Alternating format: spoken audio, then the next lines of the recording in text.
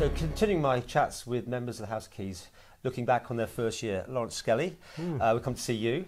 Well, I've kind of asked most people to start with, did you have a particular point where you were door knocking? Did you go in there with one particular thing you were dead keen to do, first of all, on this particular Parliament, of course? Yes, yeah. Well, it's interesting, isn't it, looking back a year from the election to where we are right now. And of course, this being my second term, it allows me an opportunity to compare. Obviously, being a minister, I think, is obviously very different from obviously the first time round when you're obviously backbenching. And was there one particular thing? In essence, there was a number of issues, and I think one of the biggest ones, particularly for me, because I was in the same role, was the economy. And the feedback was that the economy was improving. People did feel a little more confident, and I think that's been seen out in the social attitudes survey that's just come out just recently. But the austerity, I think, is the word that people were using on the doorstep, about the cutbacks and the charges and so forth, that the general public were feeling. And it was a difficult period, and speaking to politicians or perhaps now retired, they felt that last term was probably the most difficult term in the last 30 odd years, because we had to make some very difficult and unwelcome decisions. But the good thing there is that those decisions have been made, and we've now sort of gone past that particular juncture in terms of those massive cuts and changes. So how is it between, obviously you've got the experience on both governments, the Bell administration and the Quayle administration. Big differences, big changes, big style changes, probably nothing else. The principles stay the same as to what you're trying to achieve, but yes, there are style differences, you could say. In essence, we've hit the ground running.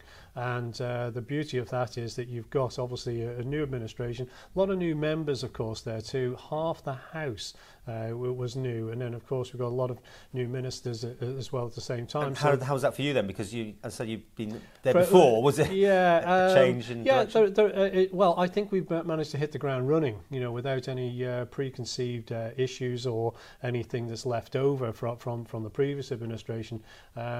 Chief Minister and myself were the only two ministers that are now were of the last administration in Council of Ministers. So we've and I think the programme for government probably demonstrates that in the best light, actually, because having Council of Ministers sign up, having the Tynwald members sign up for it, and now actually have it in full flow a year in, and we're already looking at the KPIs and the measurements. Okay, you probably had one of the harder rides so far. I mean, and when we sat in this room, and I've probably given you quite a hard time over the TT and everything. Did you really want this job to continue? I mean, really, seriously? Or would you prefer to have started with a clean slate on another department? Well, no, I know. Yeah, well, that's your style, isn't it? You talk about styles of political styles of interviewing. You're probably regarded as the Manx Paxman, I suppose, in the way you do. But no, I don't mind that at all. And those are challenges that when you put yourself forward politically, yes, you need to be challenged. Of things decisions that you are ultimately responsible for. And you did ask me that question very legitimately last time.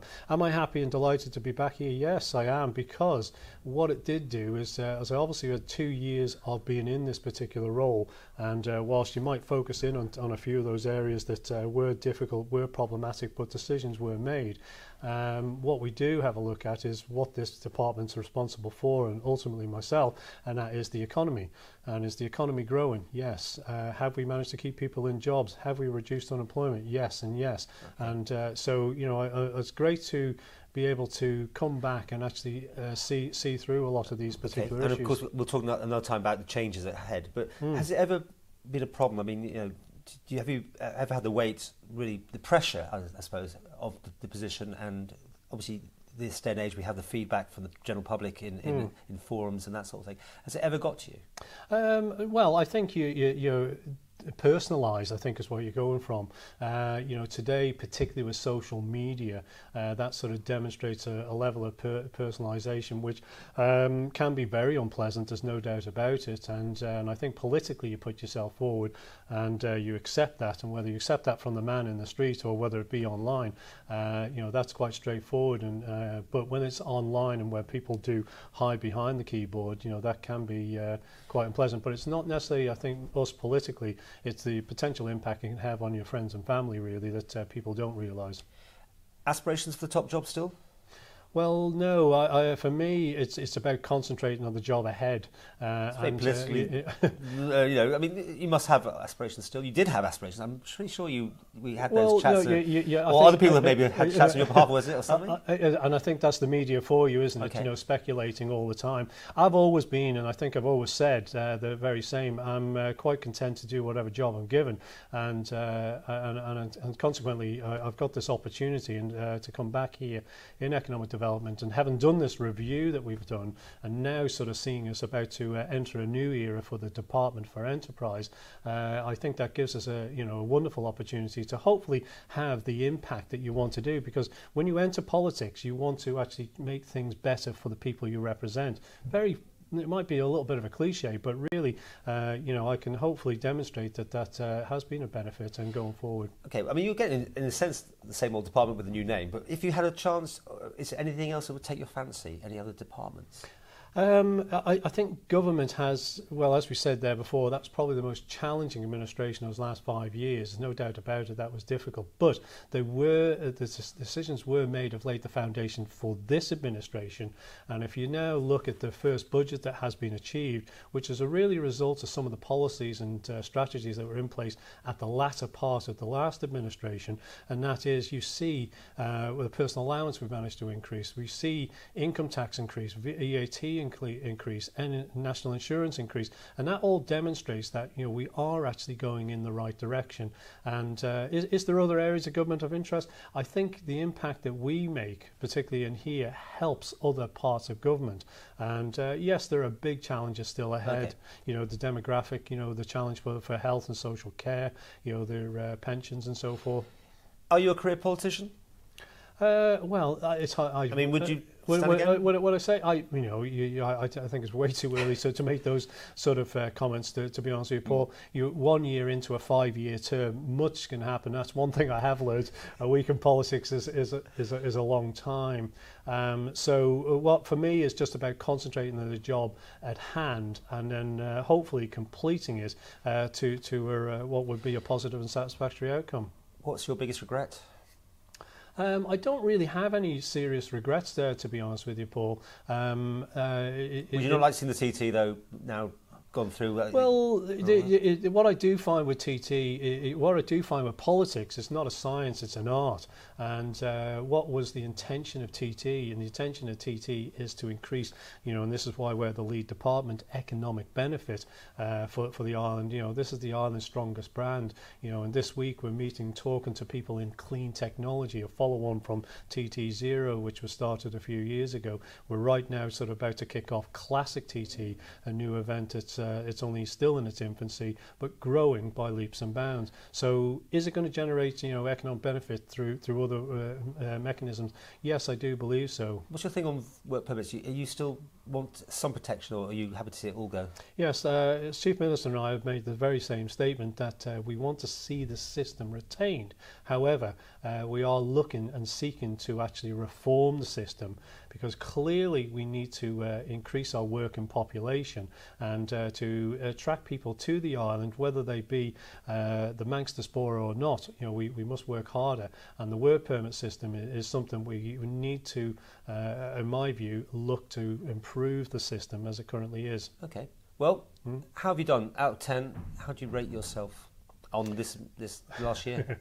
Well, I don't think you can rate yourself. That's for others to do that. Well, I've asked people, they have done it, so I'm going to push you on something. I'm not, sorry, I'm not that. Not that way. I let others do that, to be honest with you. Could do better? Brilliant? Fantastic?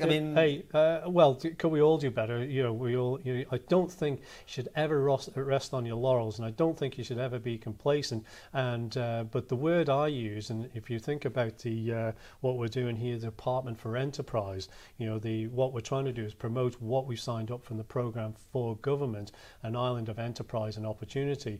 We want to be innovators, and the Isle of Man, I think, has a strong pedigree in that particular area, but being innovators, you have to be prepared to take risks, and prepared to take risks. Sometimes it doesn't quite work out as you might expect, but what you do is you learn from that particular experience and actually better yourself, and so that's what lifelong learning is all about, Paul. A number? No, I'm sorry. Okay. I'd let others do that. What about the government then? How would you rate the government out of 10? Can you give me a number? That's a very good question. Very early days, but I look at what we've achieved, and that's, I think, what you should always look at when you evaluate a politician and a government in particular. What is their achievement? So in our first year, what have we done? Programme of government we've done. We put that together very quickly, set measurements now, KPIs, that we will be actually measured by, which is great. So I think that's fantastic to actually stand up. We've moved legislation, because that's the number one primary purpose of a politician, and the biggest piece of legislation is the Equality Bill. Clearly had a big part of that, led by Chris Thomas.